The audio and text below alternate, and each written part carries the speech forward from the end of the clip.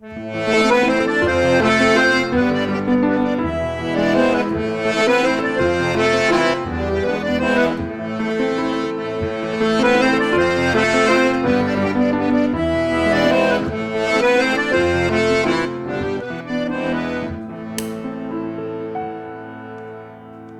à tous. Après les émissions consacrées au rythme et à la mélodie, nous abordons aujourd'hui la question de l'harmonie, dernier des 3 éléments constitutifs de la musique que nous allons examiner, lui aussi de façon pratique. Comme la mélodie, l'harmonie traite des sons et de leur position dans l'espace sonore. Mais à l'inverse de la mélodie, qui s'occupe des sons l'un après l'autre, l'harmonie, elle, va se préoccuper des sons lorsqu'ils résonnent ensemble et simultanément. Parmi ces sons, nous allons constater qu'il y en a qui semblent naturellement s'aimer, s'attirer même, alors que d'autres paraissent cordialement se détester. Faisons un premier essai à partir de notre célèbre comptine, en essayant d'associer simultanément à chacune des notes qui constituent sa mélodie une autre note. C'est parti. 1, 2, 3, 4.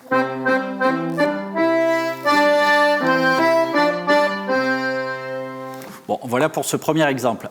Même si nous ne venons pas de friser le chef-d'œuvre, je pense que chacun sera d'accord pour constater que le résultat sonore est à peu près satisfaisant. Prenons maintenant un deuxième exemple que voici. 1, 2, 3, 4.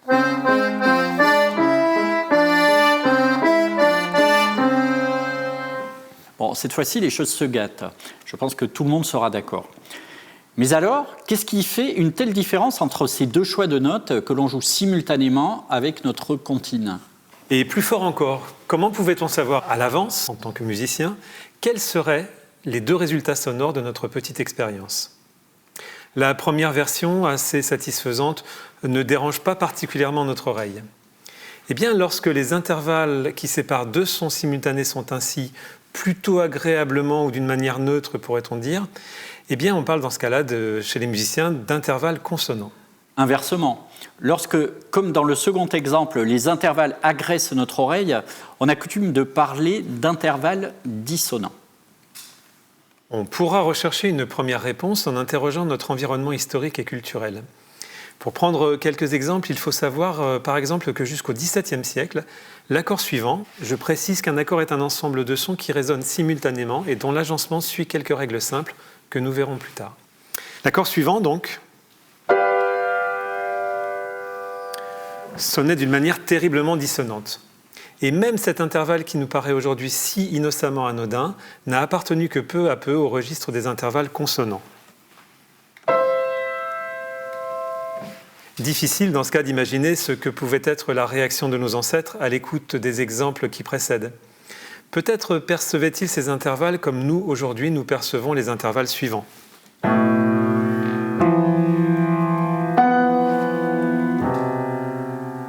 Finalement, nous ne sommes pas loin de notre exemple initial, où notre comptine est ornée d'intervalles qui nous paraissent terriblement dissonants. 1, 2, 3, 4.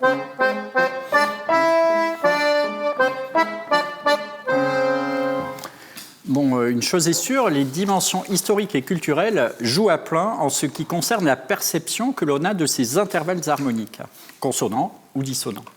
Mais ceci posé, nous ne sommes pas encore renseignés sur la manière de connaître à l'avance ces propriétés des intervalles consonants ou dissonants. Après tout, c'est une donnée qui doit être connaissable et connue, au moins des compositeurs, dont la tâche impose de savoir sélectionner les notes qui s'aiment pour élaborer leur création. Il est donc temps de s'intéresser à la notion des notes harmoniques, notion qui va colorer ce premier aspect culturel, indéniable mais subjectif, d'une dimension beaucoup plus naturelle, dans ce sens qu'elle s'appuie sur les lois de la physique et plus précisément de l'acoustique. Une fois encore, tournons-nous vers le piano pour tâcher de résoudre cette sorte d'équation sonore. Pour cette expérience, rappelons brièvement la place des Do sur le clavier en les nommant et en les faisant résonner. Voici le Do 1, le Do 2, le 3, le 4, le 5, le 6, le 7 et le 8. Bon, rien de bien particulier. Mais si je rejoue le Do 2, en ayant préalablement relevé l'étouffoir du Do 3, alors là, ça change.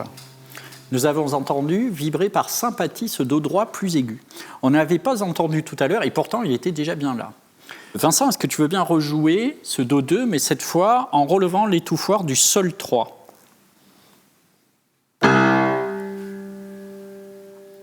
Écoutez bien résonner. C'est pareil, ce Sol 3 fait également partie de la résonance du Do2 initial.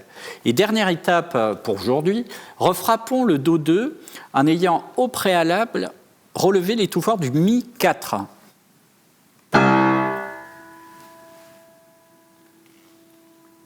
C'est moins fort, mais c'est indéniable, ce Mi 4 fait aussi partie de la résonance du Do initial. Cette précieuse petite expérience nous enseigne plusieurs choses. D'abord, que le Do2 initial, bien qu'il semble être un son unique, est en fait composé d'un son principal que l'on entend très fort, mais aussi de sons partiels des harmoniques. En les remettant dans l'ordre de la gamme et en les rapprochant dans la même octave, nous obtenons Do, Mi et Sol. Les voici au clavier. Même si on ne les distingue pas forcément clairement, si l'on n'y fait pas très attention, ces sons partiels harmoniques sont constitutifs du son initial. Ce sont même eux qui lui donnent son caractère, son timbre, comme on dit. Et ces sons harmoniques nous permettent également de percevoir une cause directe de la notion de consonance et de dissonance, même si, comme nous l'avons vu précédemment, le facteur culturel et historique est très important. Mais il paraît évident que des notes qui résonnent ensemble par sympathie vont mécaniquement être perçues comme appartenant à la même famille sonore, plutôt consonante donc.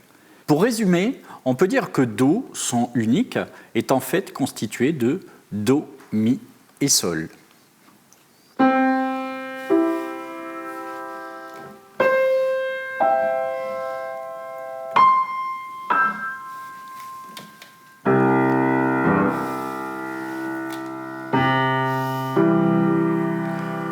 Et ceci est bien évidemment vrai pour toutes les notes de la gamme. Et voilà un premier contact avec l'harmonie. Les notes partielles ou harmoniques vont constituer ce que l'on appelle un accord, c'est-à-dire un élément dont on va pouvoir se servir pour l'accompagnement d'une mélodie, par exemple. Par définition, on est sûr que ces notes harmoniques accompagnatrices sonneront en harmonie avec le son générateur. On se rend compte à quel point une mélodie et son accompagnement sont inextricablement liés, un peu comme une mélodie est indissociable du rythme qui l'anime. Voyons quelques exemples musicaux à partir de la note Do et de ces notes accompagnatrices jouées dans plusieurs dispositions.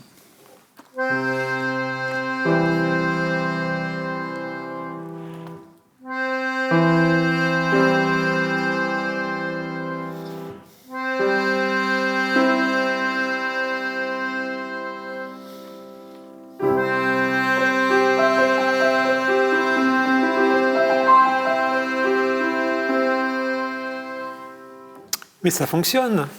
Et avec ce système, pas de dissonance.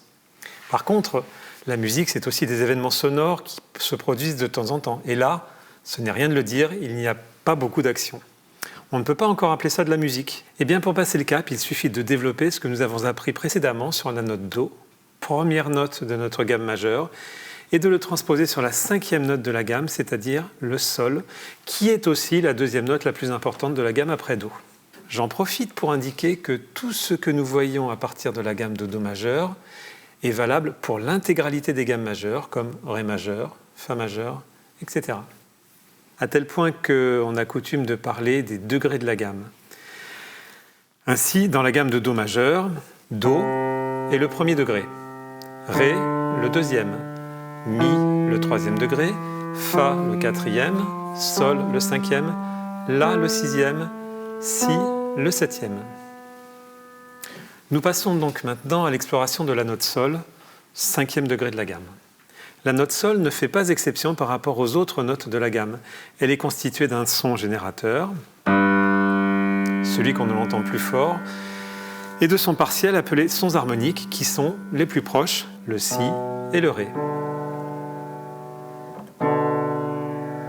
Voilà donc l'accord complet joué au piano. Et pour aborder cette question de mouvement musical, reprenons notre petite exploration sonore, mais maintenant avec 2 notes génératrices et leur accord correspondant sur la grille Do et Sol. 1, 2, 3, 4.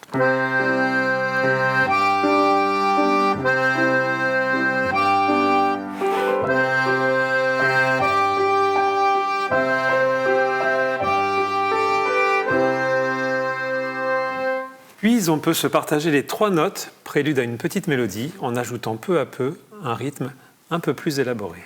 1, 2, 3, 4.